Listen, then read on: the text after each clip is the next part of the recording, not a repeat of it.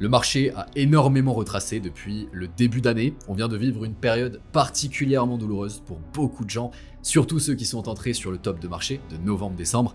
Les questions que beaucoup se posent finalement, est-ce que cette période annonce un bear market? Est-ce que c'est la fin? Faut-il tout vendre? Ou au contraire, ne serait-ce pas le meilleur moment? Celui qui va créer les richesses de demain.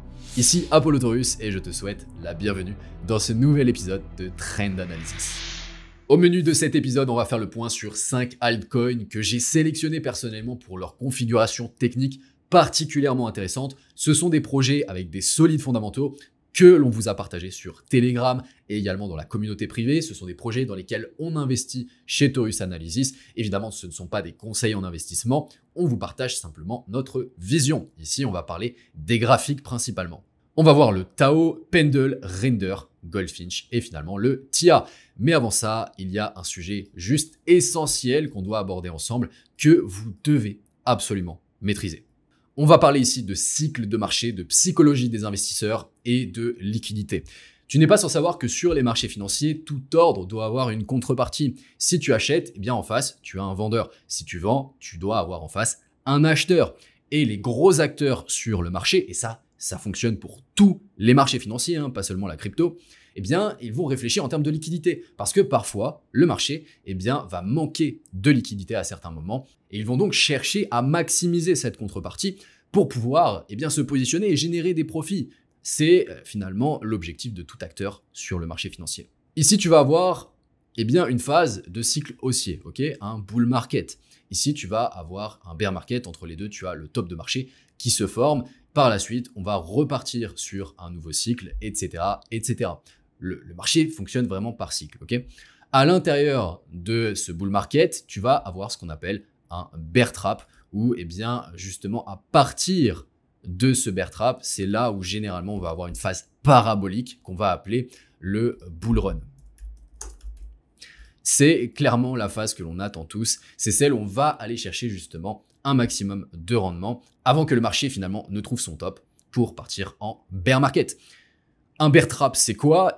C'est un moment où on va aller chercher justement cette liquidité pour faire peur aux investisseurs et finalement piéger les investisseurs qui vont se positionner notamment à la vente, qui vont revendre leur position sur les points bas pour pouvoir permettre aux institutions de racheter sur des prix intéressants avant d'avoir la phase de cycle haussier. Et d'ailleurs, à l'inverse, lors d'une phase de bear market, on va très souvent avoir ce qu'on appelle un bull trap, qui est l'effet miroir, entre guillemets, pour profiter de l'euphorie sur le marché qui est rémanente depuis le bull run pour pouvoir revendre des positions à prix intéressant à la masse avant d'entrer dans une phase de bear market. Et après cette phase de bull trap, généralement, on va avoir ce qu'on appelle une capitulation.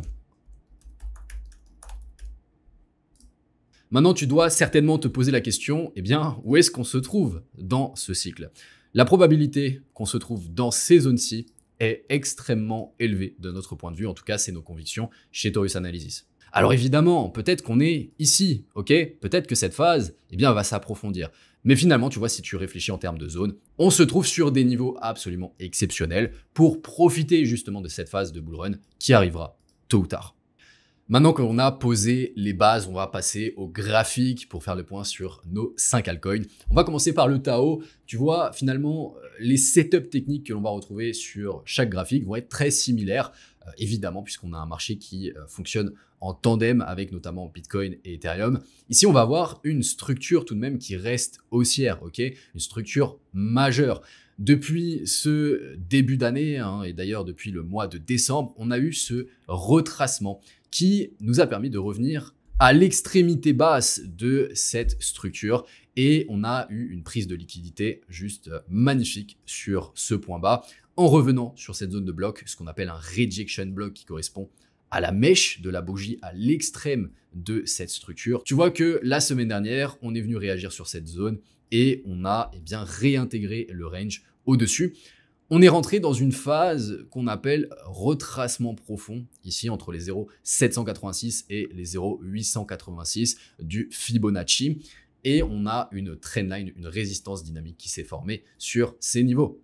Toute cette phase que tu vois ici, c'est ce qu'on appelle une phase de réaccumulation. On va chercher les points bas pour pouvoir piéger le marché avec des belles bougies vendeuses comme celle-ci. On a énormément de gens qui revendent leur position sur ces niveaux pour permettre aux gros acteurs tout simplement de pouvoir racheter sur des niveaux bas de prix extrêmement intéressants.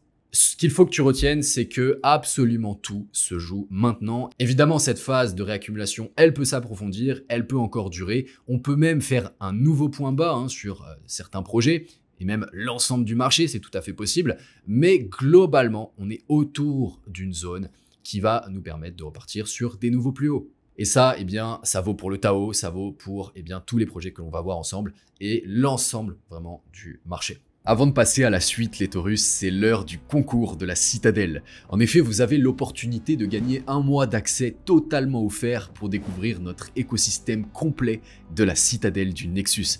Tout ce que vous avez à faire, c'est liker cette vidéo, vous abonner et nous laisser un commentaire.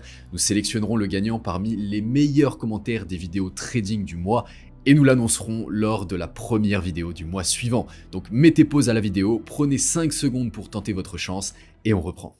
On passe maintenant au Pendle, on est en mensuel. On a finalement un projet qui a énormément performé sur l'année 2023-2024. On a eu ici une performance de x150 quand même. C'est pas du tout négligeable. Ça ne veut absolument pas dire qu'on va partir à la cave à partir de ces niveaux. On voit très bien que malgré la phase de réaccumulation, ici on a une consolidation qui est tout à fait cohérente pour pouvoir continuer la tendance haussière long terme. On a ici une zone de support qui pour le moment retient très bien le prix, c'est cette fair value gap mensuelle. Ici, on a les 50% de cette fair value gap qui est en confluence avec l'équilibrium de la structure entre ce point bas et ce point haut. Et on est revenu une deuxième fois chercher ce niveau. On va descendre sur du weekly pour avoir un petit peu plus de détails. La semaine dernière, on a été chercher cette liquidité. Alors c'est très timide, mais on a effectivement un point bas qui est plus bas que celui-ci. On a également créé une résistance dynamique qui va nous servir de liquidité par la suite. C'est ce qu'on appelle une trendline de liquidité. Très souvent, quand on a ce type de pattern, on va venir tout simplement casser cette zone pour repartir sur des plus hauts. Encore une fois, cette phase de réaccumulation, elle peut encore durer. On peut l'approfondir. On peut même venir dans la zone de retracement profond de la dernière structure, dans la zone OTE, entre les 0,618 et les 0,786, qui sont une zone particulièrement intéressante pour aller chercher un retracement, un rebond, pour ensuite continuer la tendance. Mais ici, on voit que pour le moment, cette zone, elle retient le prix et elle pourrait le renvoyer plus haut. Évidemment, ça va dépendre du contexte, ça va dépendre évidemment de l'alignement avec le contexte fondamental économique. On a la décision des taux d'intérêt mercredi notamment qui va jouer un rôle absolument essentiel. On va avoir le discours de Jérôme Powell qui va nous donner potentiellement des indices sur la politique monétaire qui sera tenue dans les mois suivants et qui va énormément impacter la psychologie des investisseurs, les attentes que peuvent avoir les investisseurs sur les différents marchés risqués, notamment les cryptos. C'est un sujet qu'on va approfondir dans le canal Telegram, donc je t'invite à tout simplement rejoindre le canal en description de la vidéo. Je t'y apporte énormément de valeur chaque semaine sur la partie trading, donc vas-y, fonce et on passe à la suite. Tu vois, par rapport à ce que je viens d'expliquer sur le Pendle, Render, on est en hebdomadaire, il est à l'intérieur de sa phase de retracement profond, donc entre les 0,618 et les 0,786. On a cette zone de fair value gap qu'on est venu combler à 100% et respecter par les corps des bougies. Et ça, c'est particulièrement intéressant. On est toujours à l'intérieur de cette structure haussière entre ce point bas et ce point haut. On a été chercher toute cette zone de liquidité. On peut même considérer ce point bas juste ici, qui est très intéressant pour nous permettre finalement de repartir sur des nouveaux plus hauts, d'avoir un retournement sur cette zone-ci pour continuer la tendance de fond. Et c'est toujours la même chose. Ça, c'est ce qu'on appelle un inducement, tu vois. Ici, regarde. Si on décompose les structures, on a ce point bas, ce point haut, très bien, point bas, point haut. Qu'est-ce qu'on fait? On va chercher la liquidité sous le dernier point bas. Très bien, on a une nouvelle structure ici, retracement, expansion. Et là, qu'est-ce qu'on fait? On vient chercher la liquidité sous le dernier plus bas avant potentiellement de repartir sur des plus hauts. On aurait exactement la même chose sur ces niveaux si finalement on trouve ces similarités entre les structures. Et regarde ici, si je trace le Fibonacci entre ce point bas et ce point haut, qu'est-ce qu'on a? Un retour dans la zone OTE, entre les 0,618 et les 0,786. C'est exactement ce qu'on est en train de faire juste ici.